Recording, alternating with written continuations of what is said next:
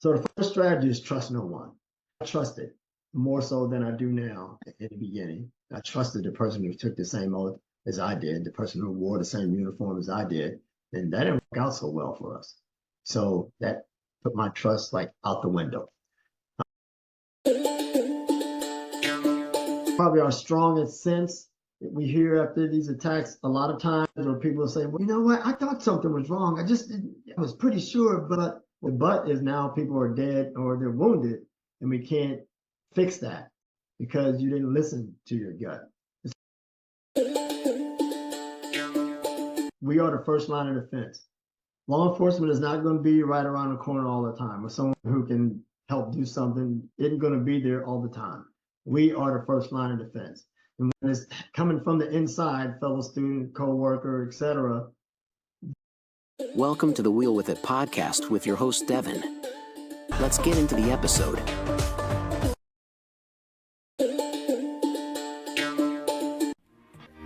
Hi, I'm Doug Katz, inventor of the Nulu kitchen knife. The Nulu is uniquely shaped to work in harmony with the human body, greatly reducing the strain on muscles and joints common with traditional knives. Not only is the Nulu ergonomic, it's incredibly versatile. This knife is the kitchen MVP. Visit us at nuluknives.com, that's N-U-L-U knives.com, to see this extraordinary knife in action and understand why we say Nulu is the knife that adapts to you. Hello, welcome to another episode of Wheel With It. My name is Devon Wieters, and today we have Bart Womack on the podcast with us today, and I'm going to let him tell you about himself, but he graciously reached out and asked to be on, and I said, yes, thank you, Bart, for being here, and tell us about what you do. All right, so my name is Bart Womack, Command Sergeant Major, retired United States Army, where I served for 29 and a half years. For your service, by the way. All right, thank you very much. I appreciate that. Upon leaving the military, I went straight to Hollywood to work as an actor and military technical advisor. Did that for about 5 years. And that's when I started writing the book Embedded Enemy. That book is based on the deadly insider threat attack that happened in Kuwait in March 2003. And the attack happened by a fellow American soldier. Since going on to do some marketing for the book and book signings and everything, after that little phase ended, if you will, I started working in corporate America, found some things that I didn't like, and then found some things that I liked, and finished that up. So now I'm focused on speaking on the subject of situational awareness security. I save lives by providing situational awareness strategies to proactively mitigate insider threat and mass shooting attacks inside workplaces, academic institutions, and places of worship. How did you get into that? Was it just the news, or was it like something else other than that? Or yeah, it was the news, to be quite honest with you. But it started with the attack that I survived in March 23rd, 2003, a stage that was called an intermediate staging base in Kuwait. We were waiting our orders across the border into Iraq to start the war, and we were attacked. Grenades were rolling into tents, gunshots were being fired. In my tent was myself, the commander, and the executive officer, both of whom were wounded. One was wounded by grenade shrapnel, the other one was shot. In the tent next to ours, there were, what's the number? I don't know, 5 or 6 were injured in that tent, and then another 4 or 5 in the tent after that. And then someone else shot point blank in the back. We were scrambling around the camp to try to find insurgents. I'm wondering how the heck did insurgents get into our camp? I checked our guard posts many nights before that time. Our camp was surrounded by a 12-foot berm, sandy berm. So if you tried to walk up it, you'd sink in the sand. And then there was concertina wire right above that. In the camp, I say 10 football fields, but probably much larger than that. That's how big it was. 5,000 people were in this camp. And now we're being attacked and we can't find the insurgents. There's no signs of anything other than massive casualties on our part. Our commander was concussed by the grenade from the grenade that exploded near him. He finally comes out of that concussed state, and gets on the radio and tells me to get accountability of personnel. We get accountability of personnel to learn that one person, as well as ammunition and grenades, are missing. So that person becomes our number one suspect, and his name was Sergeant Hassan Akbar. So now the search goes away from the insurgents and on to Akbar. Our intelligence officer had been checking bunkers all night and realized there was one bunker that he hadn't checked. So he goes to that bunker, and what he had done all night was walking around with his pistol in his hand. As he got close to a bunker, he would ask who's in this bunker, and of course, whoever was there, they would say their name. So he walks up to this bunker, and he says, "Who do we have here?" And the person says, "Sergeant Akbar." So Akbar doesn't know we're looking for him. So the officer holsters his weapon and then manages to get behind Akbar and takes him down, and that's how he's apprehended. Later on, the CID comes and takes him away. I get his weapon and smell it to see if it's been recently fired. I learned it had been recently fired. I take the weapon and take it over near my tent where a piece of expended brass was laying on the ground from where he had shot the executive officer. There's this thing called DODIC, so the numbers on the back of a round match if they came from the same lot. So put that weapon there, put a guard on it, because if he actually pulled the trigger and that's his weapon, then those rounds would match. And they did. So we had on our hands an embedded enemy. I always thought that there were signs that there was something that we missed, but really, in reality, there was nothing that we missed that said that he was going to commit this attack. 2 years later at the trial, where you learned that he kept a diary, and he had entries in his diary attesting to be an enemy of the United States. And I'll read those because they're his quotes and I don't want to mess them up. In 1993, he wrote, "I do not like the military. They have too much control over people's lives. I suppose I am just anti-government." 1996, anyone who stands in front of me shall be considered the enemy and dealt with accordingly. Again in 1996, destroying America was my plan as a child, as a juvenile, and in college. My life will not be complete unless America is destroyed. Destroying America is the greatest goal. Yeah. Then 1998, he joins the military. So if you put this together, it says enemy of domestic terrorists and already planned to do an attack at some point, join the military to do this and waiting for his time to do it. March 2003, he writes, again, the attack happened in March 2003. He wrote this in February 2003. "You guys are coming into our countries and you're going to rape our women and kill our children. I'm not going to do anything as long as I stay here." And here meant Fort Campbell, Kentucky, before we deploy. "But as soon as I am in Iraq, I'm going to try to kill as many of them as possible." So that's why we never really saw a sign. He was very good at what he was doing. Obviously, no one expected that anyone in their ranks who was serving alongside them, who took the same oath to defend the Constitution of the United States against all enemies, foreign and domestic, would be actually trying to kill them. So we got fooled big time. So the lesson learned from that, one was no profession, level of education, ideology, or religion is above reproach. There is no profile. The insider threat is closer than you think. And then number two, you don't go home with people at night. So although he wore the uniform and it said Army on it, and he talked about Army values and all those things, what he did when he went home at night was a totally different thing. Yeah, that's crazy. Yeah. What that made the news, I'm sure. What was the reaction? Because that must have been so huge. Amongst ourselves, total disbelief, of course. We're there to fight a war, and the war hadn't really started yet. It started from an air campaign, so there was bombs that already hit Iraq, but the ground forces had not gone into Iraq yet. So this happens on a Sunday, and probably the best thing to have happened to us was 2 days later, on Tuesday, we were rolling into Iraq.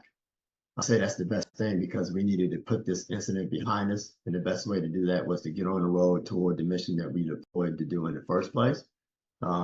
This attack, as devastating as it was, kind of a speed bump in the road, an absolute horrible speed bump nonetheless. 2 people were dead at the end and 13 were wounded. So a horrible speed bump. Oh God, yeah. But we still had to go fight the war. The war hadn't started. It had on our camp, according to us, but in reality, the real war hadn't started. So the best thing that happened to us was to leave that camp. And in doing so, and with the real war ahead of us, people at least put this thing on the back burner.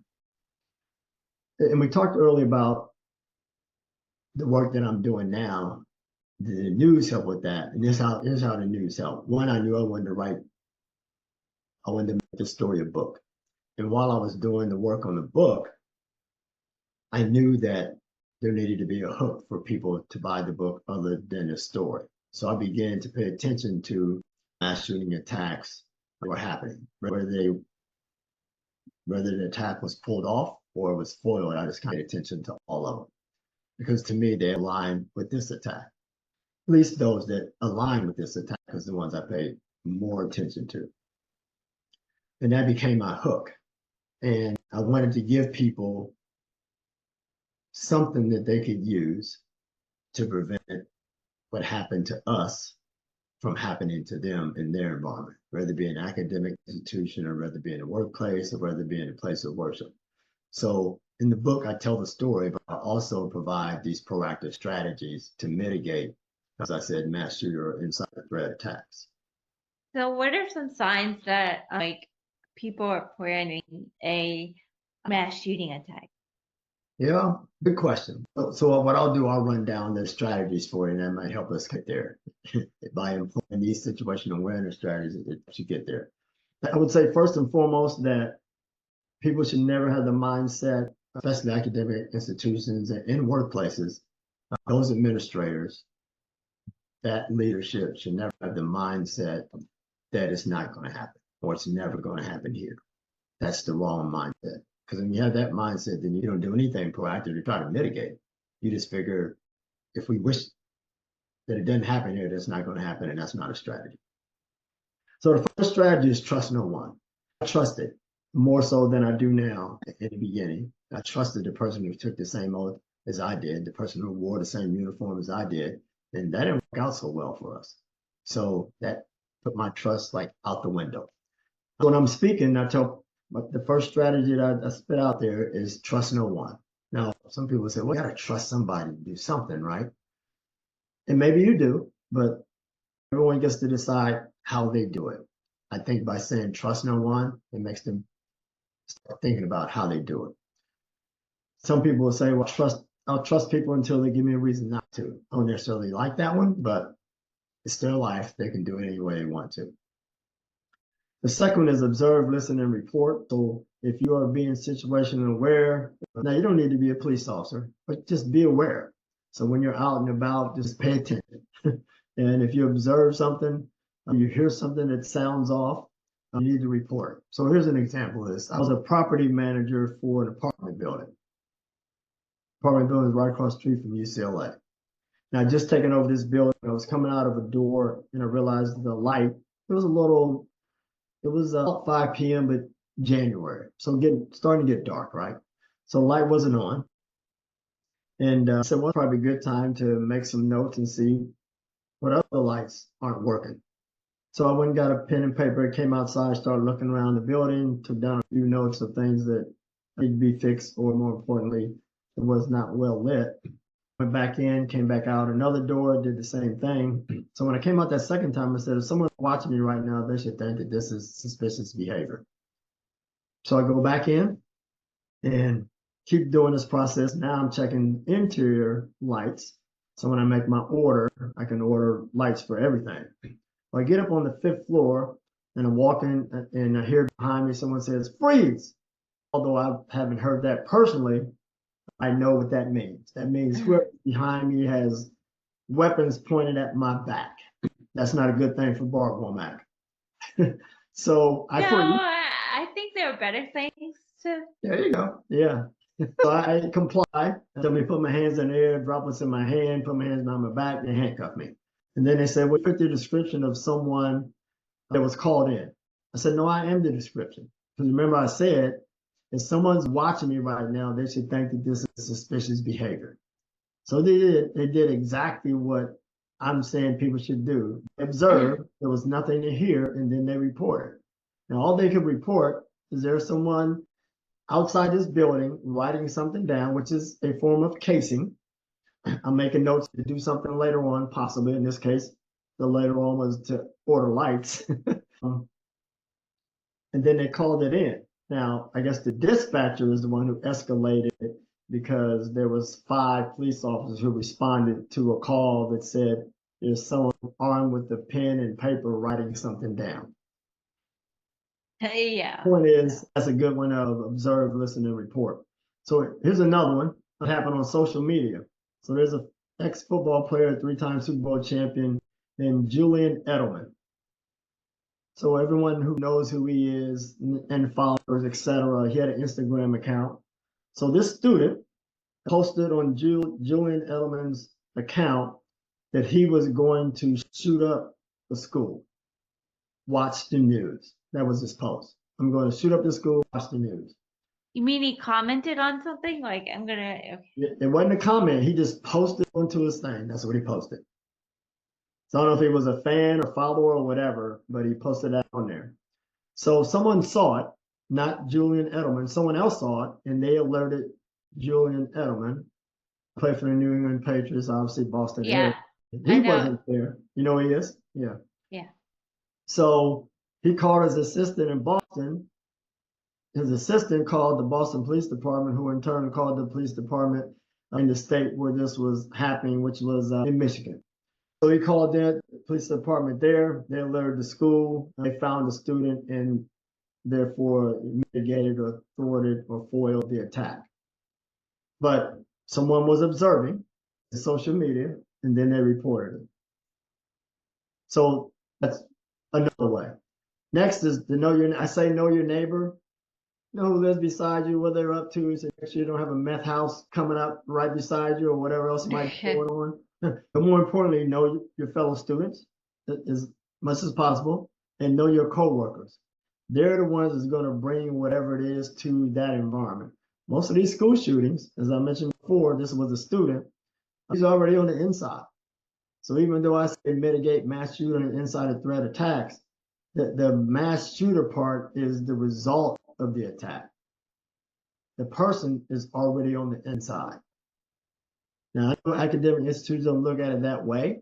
They don't look at our students are the attackers, but their students are the attackers. You go back and look at a whole bunch of these, more than 90%, it came from the inside, from someone who either goes to the academic institution, just left the academic institution, or knows someone in the academic institution. And it's the same for the workplace. Where difference in the workplace is a little bit is maybe the attacker might know a coworker, but they're coming to attack the coworker for something that the coworker did to them that they didn't like, or maybe it's the spouse or the boyfriend or whatever, and they're finally mad. If you're not going to be with me, you won't be with anybody, and I'm coming to work to do whatever. But they told the girlfriend or the spouse that, but they didn't believe it and didn't do anything about it. Didn't tell the leadership at work that my whomever said this, it might be happening. So again, from the inside. Next one is listen, don't just hear. Students in a classroom at a college, at a college, and 9-year-olds, sophomore classroom, they start talking about on the subject of guns. It's criminology class. They get on the subject of guns. So a few of them say, well, I have a gun. A couple others say, I have a gun. One guy says, I have an AK-47. There's a little pause, and then he says, in fact, it's in the trunk of my car. And they kind of laugh, and the professor in the class, he's giggling with them, and the class goes on. Now, these are 19-year-olds. One person was listening and said later, it sounded a matter of fact that he had that AK-47 in the trunk of his car right now. But he's the only one who determined that, because he was listening and the rest of them were hearing. So he reported that. He went back and told who he thought he needed to tell. That what was said in class. Said, I don't know what you're going to do with it, but that's what I heard. Now you have to make a decision. Student who said he had the weapon in his car came back to his dorm. Someone met him, walked him toward his car. They got about 100 feet away. And student said, I just want you to know before we get to my car that I have an AK-47 in the trunk of my car. Now, no attack was planned, so therefore nothing was foiled. He was supposed to link up with a fellow student to take that AK-47 to the fellow student's dad's house to lock it up in a rural area. And they would come out there on the weekends and shoot. But they missed link up the day before, so he could take it out there. But the mistake he made was opening up his mouth, and for someone to be listening and not just hearing and be able to do something about it. So all these things are here. If you are being situational aware, people will tell you or show you if you're paying attention. But if you're not paying attention, then it's going to go right over your head. Next one is gut check. Probably our strongest sense that we hear after these attacks a lot of times, where people say, well, you know what, I thought something was wrong. I was pretty sure, but the but is now people are dead or they're wounded, and we can't fix that because you didn't listen to your gut. It's our strongest sense, and we got to start paying attention to it. If it sounds too good to be true, it probably is. Yeah. And then another one is signs, but these signs are really attributed to the things that I just talked about. There was someone post something on Instagram that there was a Stoneman High School that was in Florida. That attacker posted pictures on social media of him with a gun. Now, this is a teenager. So if you post it on social media, who's paying attention to it? Who sees it on social media if you're a teenager? Those people that are supposed to be your friends. And if you're a teenager in high school, who are your friends? Well, your fellow students are likely your friends or neighbors that are still teenagers. They didn't do anything about it, and then later he kills 10 and wounds 10. I think that was the numbers. I have to check that. So there's all the things for you. Trust no one. Observe, listen, and report. Know your neighbor or student or co-worker. Listen, don't just hear. Gut check, and then just signs in general. So if people find themselves like caught in a mass shooting, what can they do? What can they do? Do you have any tips for that? While the bullets are flying? Yeah. Yeah, it gets tough then. You know, what I'm talking about here is to mitigate it before the bullets start flying. If they're flying, you have to do what what you hear out there in terms of what the government says, which is run, hide, fight. If you're going to run away from it, you want to get away from it. Try to hide so they can't find you. And then if they do find you, you got to try to fight your way out of it the best way possible, the best way that you can. Now, inside schools, depending on their budget, I think unlock the doors and then have security cameras. Of course, resource officers and all that stuff helps mitigate it as well. There was a shooting to get the school off the top of my head, where the 16-year-old student, knew that the resource officer was there and knew their whereabouts and took out that person first. So now there goes the security in your school, at least your armed security. And then he went on and committed his attack. That's like crazy. So if people wanna like get in touch with you and like you to come speak or whatever, where can they go? And where can people follow you on social media? Yeah, well, they can follow me on LinkedIn. That's probably the number one source that I will post things. I have a website, bartwomack.com, but LinkedIn would probably be the best way. If you want me to come speak there, just send me a note on LinkedIn and we can connect from there. They can buy the book on Amazon, Embedded Enemy. Okay. And we'll have all those links in the show notes. And anything else you want to add? Yeah, situational awareness. We need everyone to do it. In all those environments that I mentioned, and the ones that I haven't mentioned, we are the first line of defense. Law enforcement is not going to be right around the corner all the time, or someone who can help do something isn't going to be there all the time. We are the first line of defense.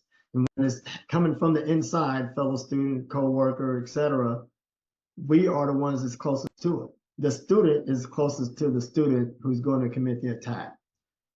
Pay attention, and they will tell you some things. It may not be, it may not be like the one young student who said, I'm going to shoot up the school tomorrow, but it may be. We just have to pay attention to it. And it's 2025. There's no joking about that anymore. There's no psych. If they say it, then they mean it. We have to hold them accountable for that. Then we let the law enforcement, let them sort out the legitimacy of it or not. But we can't just wait till the next day, wait a few days down the road and say, he told me, but I didn't believe him. No, we have to believe him. Yeah, that's unfortunately true. Thank you for being here. And be sure to like this podcast, subscribe to this podcast. If you want to subscribe to the audio feed, you can go to realwithit.com/subscribe. Or if you want to subscribe to our YouTube channel, you can go to realwithit.com/YouTube. Leave us a rating and a review. And comment if you want down below if you're on YouTube, or a place where you can comment. And we will see you guys next episode. Bye, guys. Thank you for joining us. We hope you enjoyed the show. Remember to follow the show and our guests on social media and subscribe. Be sure to hit the bell so you'll get notified when we upload new episodes. See you next time.